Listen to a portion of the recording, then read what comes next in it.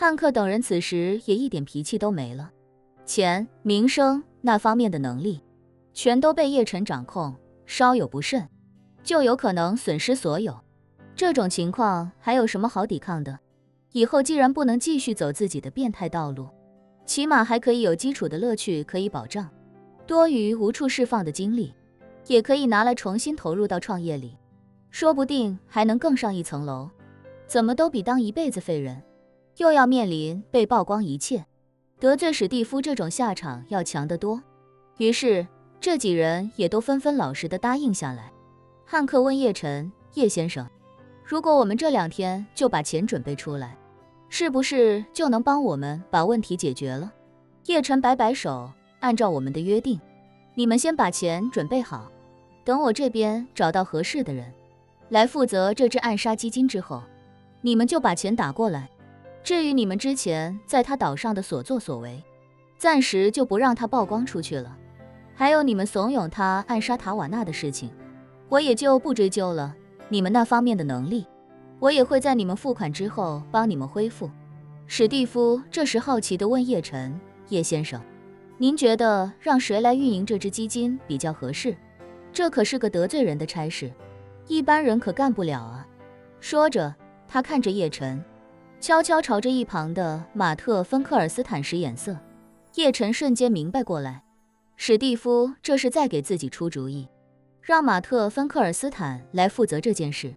马特·芬克尔斯坦现在已经是一条落水狗了，这种人反而能够豁得出去。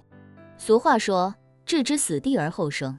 于是他便指着归顺史蒂夫的马特·芬克尔斯坦，命令道：芬克尔斯坦先生，依我看，从今日起，就由你来担任这个暗杀基金的总负责人，整个暗杀基金全部由你来监督运作，你负责管理这笔钱的进出，负责暗花的下达、酬金的支付，定期向史蒂夫汇报工作。马特·芬克尔斯坦吓得浑身发抖，哆哆嗦嗦地说道：叶先生，我能力有限，管理这么大规模的基金，怕是不行啊。对马特·芬克尔斯坦来说，他一点也不想揽下这种事情。这支基金成立之后，运作的基金是身边这些土豪来出，而且出的都是加密货币，这对他们来说有很大的安全性，一般不会暴露。但是自己要负责管理这中间的所有事宜，包括要暗杀谁也要由自己负责下达暗花，这等于把得罪人的事情都交给自己来出面了。就算自己可以通过地下网络发布悬赏，但管理上百亿规模的暗杀基金，这种事很难做到完全隐蔽。万一叶晨要求自己暗杀当年的世界首富，那自己岂不是也要承受他的疯狂报复？他现在好不容易才在史蒂夫的保护下躲过杀身之祸，要是答应叶晨接下这种事情，怕是史蒂夫都保护不了自己。叶晨也知道他在担心什么，笑着说道：今天在座的这么多人里，谁说自己能力有限，我都能理解，唯独你说我理解不了。为什么啊，叶先生？我能力是真不行啊。马特·芬克尔斯坦一脸委屈。叶晨冷声反问：偌大的私人岛屿，那么多人，那么多龌龊的事情，都能让你管理得井井有条，各种污垢也都藏得很好，几百名各界宾客，你也能安排协调得很到位，让他们在你的岛上感觉到宾至如归，足见你的管理能力非同一般。没道理这么点基金都管理不好吧？马特·芬克尔斯坦也没想到叶晨在这里等着自己。真要说管理能力，自己确实做得很到位，自己的岛屿这么多年都管理得非常好，压根就没出过事。后来之所以出现问题，主要也是自己的一个同行玩脱了，那家伙录制了太多视频，想拿捏其他人，结果一不小心搞出事情来，搞得全世界人尽皆知。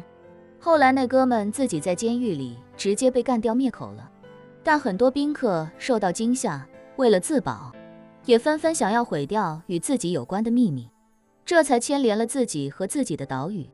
要不是那个傻狗，自己现在恐怕还在自己的私人岛屿上，和自己的宾客夜夜笙歌，好不快活。哪用在这里看叶晨的脸色？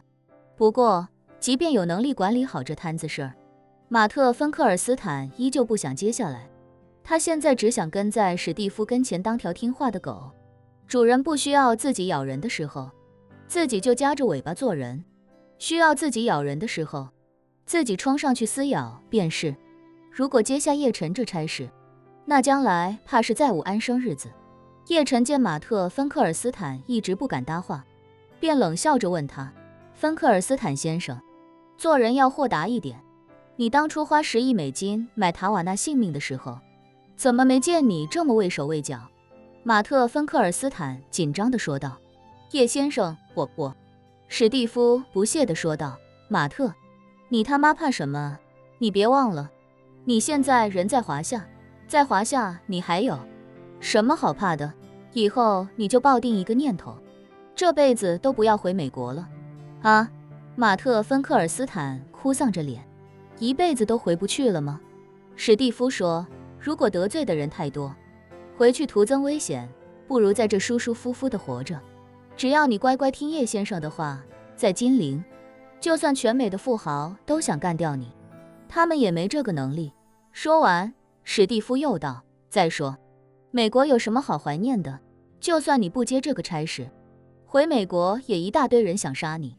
华夏有句老话，债多了不愁，你就在金陵踏踏实实的干，将来等你去世了，这些事曝光出去，你也能换个好名声，不知道多少家庭要感谢你。”哎，马特·芬克尔斯坦长叹一声，无奈地说：“好，我都听叶先生和罗斯柴尔德先生的，争取死后留个好名声吧。”叶晨满意的微微点头，嘱咐众人：“你们回去准备加密货币，等芬克尔斯坦先生这边的基金框架搭建好了，就会给你们一个加密钱包的地址，到时候把加密货币打进来就好。